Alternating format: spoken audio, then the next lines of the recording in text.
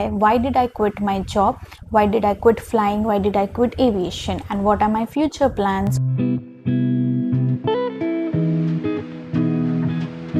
Hi everyone, welcome back to my channel. तो जो मुझे पहली बार देख रहे हो उनको बता दूं कि मेरा नाम श्रुति है एंड यहाँ पे आज आई हूँ मैं फाइनली आपके सवाल का जवाब देने, जो कि है why did I quit my job, why did I quit flying, why did I quit aviation and what are my future plans और what is the status of my career right now. So let's get started.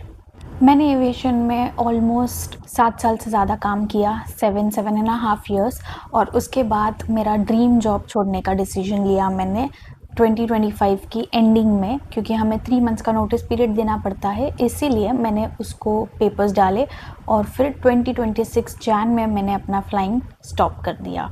तो काफ़ी time से आप लोग देख रहे होंगे कि मेरे कंटेंट नहीं आ रहे हैं flying related and all, so this is the reason कि मैंने फ्लाइंग छोड़ दी है। तो I can't post any content कि मैं फ़्लाइट पे जा रही हूँ, मैं कहाँ कौन सी सिटी में हूँ क्या नहीं।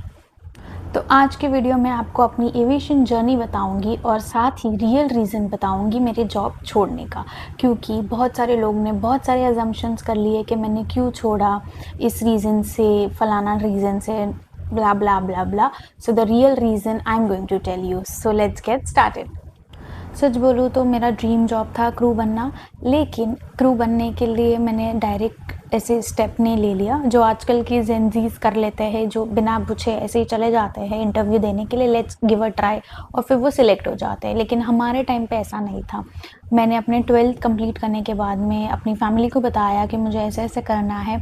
फिर मेरे कज़िन्स ने मुझे हेल्प की फ्रैंकफिन इंस्टीट्यूट ढूंढने में, और फिर मैंने वहाँ पे रिसर्च किया और हाँ, मैंने फ्रैंकफिन का कोर्स किया। यस, मुझे बहुत सारे लोग पूछते भी है क्या करना चाहिए कि नहीं करना चाहिए, जो अपकमिंग कैबिन क्रू बनना चाहते हैं, उनके मैसेजेस आते हैं, डीएम्स आते हैं, तो मैं जिनको रिप्लाई कर सकती थी मैंने किया है कि I don't think so you guys need to, मतलब कंपलसरी नहीं है कोर्स करना इंस्टीट्यूशंस में, बट अगर आपको कोई प्रॉब्लम है, जैसे कि इंग्लिश में प्रॉब्लम है या कॉन्फिडेंस की कमी है या आपको एविएशन के बारे में कोई नॉलेज ही नहीं है, तो आप इंस्टीट्यूशन में जा सकते हो। लेकिन आपको भी एक प्रॉपर रिसर्च करना पड़ेगा कि वो इंस्टीट्यूशन वैलिड है कि नहीं, मतलब फेक नहीं है, प्रॉपर गाइडेंस दिया जाता है कि नहीं, वहाँ पे जॉब प्लेसमेंट दी जाती है कि नहीं, वगैरह वगैरह। सो वापस मेरे मेन टॉपिक पे आते हैं कि हाँ, मैंने फ्रैंकफिन किया, लेकिन ग्रेजुएशन करना भी ज़रूरी था। तो फ्रैंकफिन का कोर्स सिर्फ 1 साल का था, तो मेरा फर्स्ट ईयर ऑफ कॉलेज के साथ साथ में मैंने फ्रैंकफिन कंप्लीट कर ली थी। अब बचे मेरे 2 साल। तो 2 साल में मैंने सोचा कि इंटरव्यूज़ देती हूँ, जॉब लग गई तो साथ में साथ कॉलेज करती रहूँगी और जॉब भी करूँगी। लेकिन ऐसे नहीं हुआ। मैंने बहुत सारे इंटरव्यूज़ दिए, बहुत गो एयर में, जेट में, इंडिगो में, स्पाइस जेट में भी गई थी, सब एयरलाइंस में दे दिए थे, जो भी डोमेस्टिक एयरलाइंस थी अपने यहाँ पे, एंड सब में रिजेक्शन आते थे। कुछ में पहले राउंड में रिजेक्ट हो जाती थी, कुछ में फाइनल तक पहुँचती थी, और फिर बिना रीज़न दिए वो लोग वो लोग रिजेक्ट कर देते थे। बहुत सारी डोमेस्टिक एयरलाइंस में मैंने इंटरव्यू तो दे दिए थे, लेकिन हमेशा रिजेक्ट हो जाती थी। रीज़न ऑफ कोर्स वो लोग नहीं बताते हैं, आपको यही बोला जाता है कि will call you, will contact you, वगैरह वगैरह। अगर आप सिलेक्टेड हो तो वो लोग आपको मेल से ही बताएंगे या तो फिर वहीं के वहीं बता देंगे। तो फाइनली फिर मैंने सोचा कि 2 साल है कॉलेज का, वो कंप्लीट कर लेती हूँ। उसके बाद में मैंने अपनी 2 साल पूरी अच्छे से पढ़ाई की, ग्रेजुएशन कंप्लीट किया। जैसे ही मेरा लास्ट एग्ज़ाम था, लास्ट डे के बाद से मैंने इंटरव्यूज़ देना शुरू कर दिया। तो 2018 में मेरी एग्ज़ाम अप्रैल में आई गेस ख़त्म हो चुकी थी। फिर मैंने मई में इंटरव्यू दिया इंडिगो में, और इंडिगो में इंटरव्यू देने के बाद में 2 बार जाना पड़ा था, क्योंकि कुछ राउंड्स उन्होंने फर्स्ट डे पे लिया था, कुछ राउंड उन्होंने 15 दिन बाद लिए थे, फिर मेडिकल्स एंड ऑल हुए। तो फाइनली मेरा जॉइनिंग हुआ था जुलाई 2018 में। मतलब आप सोचो, मैंने ग्रेजुएशन की एग्ज़ाम दी ही है और रिज़ल्ट अभी तक आया नहीं है, लेकिन उसके पहले मेरे पास जॉब थी। So you should keep trying. जब तक आपको जॉब नहीं मिल जाता, आपको ट्राई करना है, आपको उम्मीद नहीं हारना है। आपके नसीब में होगा तो आपको मिलेगा। जब मुझे जॉब मिल गई थी तो फिर मैं बहुत खुश थी, क्योंकि मैं बहुत टाइम से ट्राई तो कर रही थी, लेकिन एक कहीं ना कहीं ये डर भी था कि एक तो अनजान सिटी में जाना है, स्पेशली दिल्ली जैसी जगह पे जाना है आपको ट्रेनिंग करवाने के लिए, लेकिन इंडिगो एयरलाइंस बुलाती है, मतलब एयरलाइंस के ऊपर होता है कि आपको कौन से सिटी में बुलाते हैं हेडक्वार्टर्स के हिसाब से, तो आप वहाँ पर जाते हो।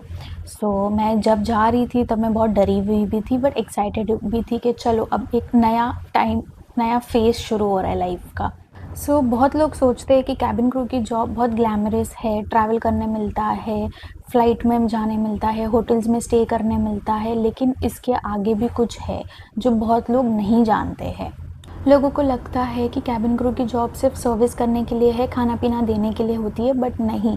जो एविएशन में है, उनको बहुत अच्छे से पता है कि हम वहाँ पे सेफ्टी के लिए होते हैं, इमरजेंसी सिचुएशंस के लिए होते हैं, लेकिन पैसेंजर्स नहीं समझते हैं और जो बाहर के लोग हैं, वो कभी नहीं समझ पाते हैं कि इस जॉब का इम्पोर्टेंस क्या है। जब मैं भी ट्रेनिंग के लिए गई थी दिल्ली, तो मुझे भी ऐसा ही लगा था कि फटाफट से ट्रेनिंग हो जाएगी और मुझे फ्लाई करने मिलेगा ये वो, बट वहाँ जाके मुझे रियलिटी चेक मिला कि यहाँ पे पढ़ाई करनी होती है हर साल। हर साल आपको पढ़ाई करनी होती है, हर साल आपको एग्ज़ाम वाइवास देने होते हैं एंड फिर फ्लाइट पे जाने के बाद में रियल स्ट्रगल भी पता चला। जैसे कि लोगों को लगता है कि हम सिर्फ खाना पानी देने के लिए है, लेकिन वो जो खाना पानी होता है जिस कार्ट में होता है, वो कार्ट इतना हेवी होता है कि मतलब 2 लोग चाहिए होते हैं। कोई अकेला इंसान अगर उसको बार-बार उठाता रहेगा तो उसकी फ़िज़िकल बॉडी पे प्रेशर आता है, जो कि मेरे साथ भी हुआ था।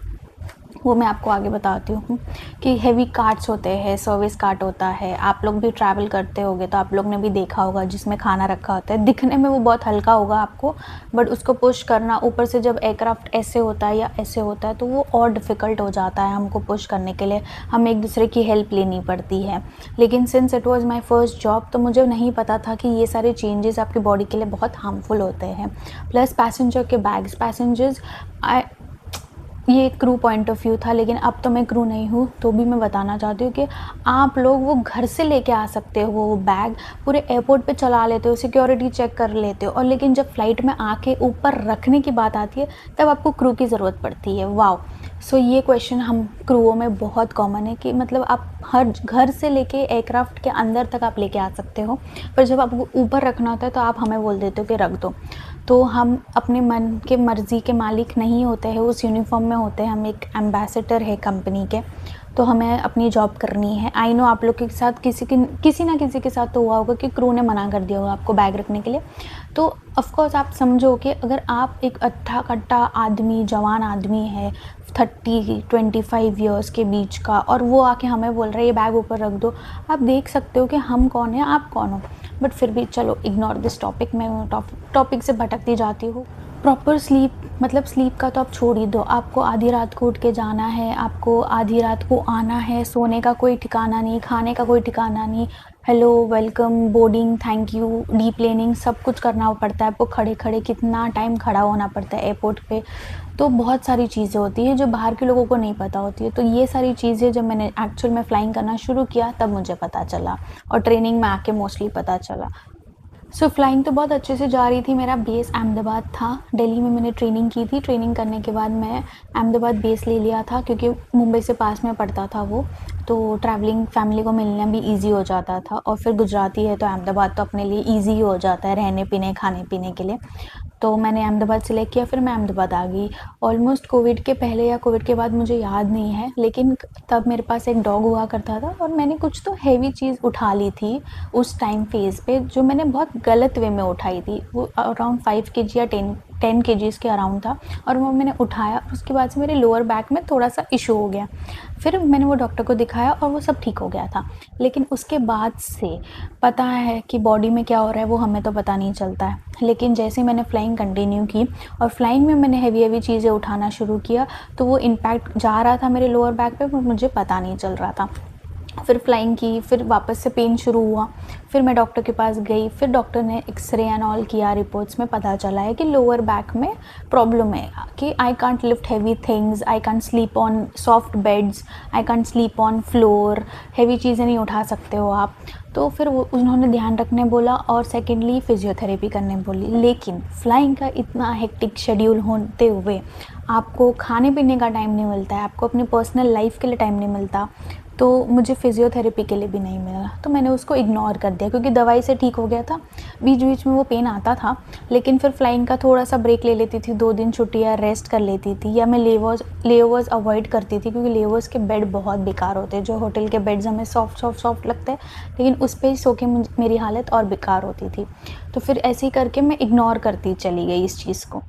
ये सारी चीज़ें तो होती रह गई थी। उसके बाद में कोविड के बाद में जैसे ही फ्लाइंग नॉर्मल हो गई थी और फ्लाइंग बढ़ रही थी, वैसे ही साथ में मैं उस साइड बाय साइड मेरी शादी और ये सब भी हो गया। तो जब शादी हुई तो एक ही सिटी में आपका जब ससुराल और मायका होता है तो आपके लिए अच्छी बात तो होती है, लेकिन साथ में ये भी होता है कि आपको दोनों घर देखने होते हैं। आपको दोनों घर में से किसी एक घर में जाने का भी मन करता है। और फिर बाद में ऐसा भी हो जाता है कि शादी के बाद आपको फेस्टिवल्स एंजॉय करने नहीं मिलता, क्योंकि कैबिन क्रू की जॉब में आपको फेस्टिवल्स पे छुट्टी नहीं मिलती हमेशा।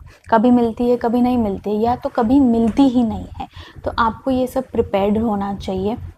फ्लाइंग बहुत हेक्टिक होती जा रही थी डे बाय डे। जैसे जैसे साल जा रहे हैं वैसे वैसे फ्लाइंग हेक्टिक होती जा रही है। आई डोंट थिंक सो आगे भी कैसे होगा कैसा नहीं, बट शादी के बाद फ्लाइंग और घर संभालना मेरे लिए बहुत डिफ़िकल्ट हो रहा था, क्योंकि मुझे घर पे रहने का भी मन कर रहा था। फेस्टिवल्स भी आते हैं शादी के बाद तो उन पे भी घर पे रहने का मन करता है, फिर एंजॉय करने का मन करता है, लेकिन क्रू बनने के साथ में आपको ये सब भी सैक्रिफाइस करने पड़ते हैं। तो मैं किसी को डराना नहीं चाहती जो फ्यूचर में कैबिन क्रू बनना चाहते हैं। ये मेरी एक्सपीरियंस है, I am just sharing my part.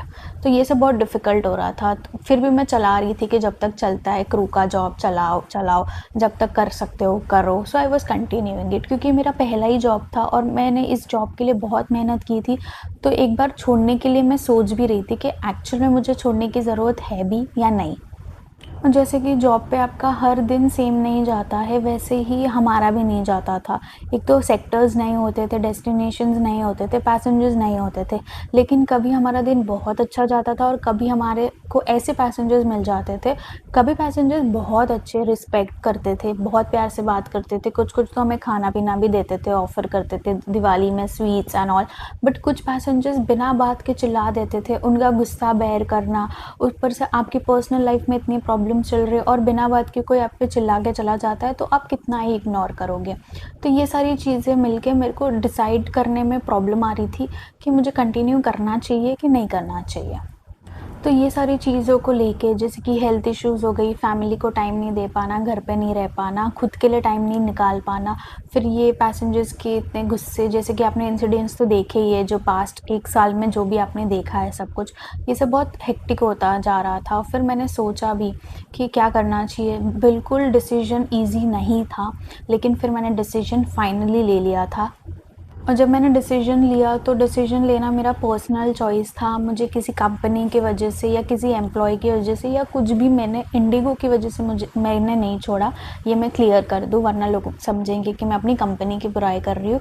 Company की बुराई मैं नहीं कर सकती हूँ। I know pros and cons तो हर कंपनी में होता है, लेकिन this was my first job. मेरी करियर का स्टार्ट था ये एविएशन में, एंड जो कंपनी मेरी फर्स्ट कंपनी थी, मैं उसके लिए बुरा कैसे बोल सकती हूँ। सबके पास अपने अपने एक्सपीरियंस होते हैं। तो जॉब छोड़ना मेरा पर्सनल डिसीजन था। मैंने ट्राई भी किया कि क्रूज फ्लाइंग छोड़ने के बाद मैं ग्राउंड पे आ जाऊँ। मैंने अप्लाई भी किए, बट यू नो जो आपके लिए लिखा है वो ही होगा, तो उसमें मैं नहीं जा पाई। तो फिर मैंने डिसाइड कर लिया कि मुझे छोड़ना ही है। Second most question is like कि what are your future plans? What I am going to do after leaving this job? तो सच बोलूँ तो जब मैंने पेपर्स भी रखे थे तब मुझे पता ही नहीं था कि मैं क्या करने वाली हूँ क्या नहीं। इवन अभी तक अगर आप मुझे पूछना चाहोगे तो मेरे पास कोई जवाब नहीं है। हाँ, इंस्टा पे वीडियोज़ एंड यूट्यूब पे वीडियोज़ बनाना मज़ा आता है, अच्छा लग रहा है, आई एम लाइकिंग इट। अगर अच्छे से मेरे लिए लिखा होगा तो मैं अच्छा कर दूँगी। जो लोग मुझे सपोर्ट कर रहे हैं इंस्टाग्राम यूट्यूब पे, आप लोग को पता ही है, जो फॉलो कर रहे हैं सब्सक्राइब कर चुके हैं, कि I am trying in this field. हो गया तो ठीक है, but still I am in that confusion कि what I should do, and पता चल जाएगा, देखते हैं। कभी कभी even I miss flying also. जब मैं अपने फ्रेंड्स को देखती हूँ, ऑफकोर्स वो फेज़ ही ऐसा था कि आपका सपना था, आपका वो जॉब था और आपने वो जिया है। हाँ, और अब आपको वो छोड़ना पड़ा है वॉट एवर रीजन्स की वजह से। लेकिन हाँ, एविएशन मेरे लिए हमेशा इंपॉर्टेंट रहेगा, स्पेशल रहेगा, क्योंकि जो मेरे नियर एंड डियर वंस हैं उनको पता है कि एविएशन में ही मुझे अपना लाइफ पार्टनर मिला है, and he still in aviation. तो aviation I don't think so कि मेरी लाइफ से कभी जाएगा, यहाँ हमारी लाइफ से कभी जाएगा। अगर मैं ज्वाइन करना चाहूँ तो अभी भी मैं कहीं पे भी एविएशन रिलेटेड इंस्टीट्यूशंस या कंपनी या कहीं पे भी मैं ज्वाइन कर सकती हूँ। तो देखेंगे फ्यूचर में क्या लिखा है, but always aviation will be special for me. और जो लोग वीडियो देख रहे हैं उनमें से किसी को भी अगर क्रू बनना है तो मैं उनसे यही चीज़ कहूँगी कि प्लीज़ मेरी इस एक्सपीरियंस से आप डरना मत या आप डिसीजन मत लेना। आपने अगर क्रू बनने का सोचा है तो प्लीज़ कंटिन्यू करिए, क्योंकि मेरे एक्सपीरियंस आपका एक्सपीरियंस नहीं हो सकता है, सबका एक्सपीरियंस अलग होता है। This is just my part of story which I am sharing with you guys.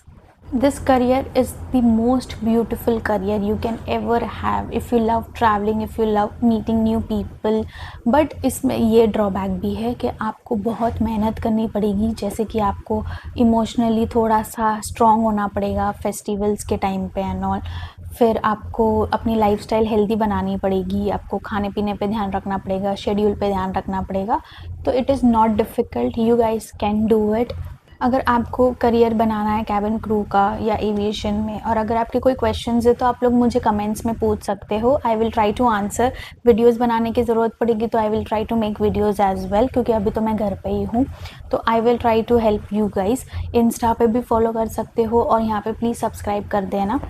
Till then thank you so much for watching. I hope you guys like this video. Please like कर देना, share कर देना, and will see you in the next video. Bye bye.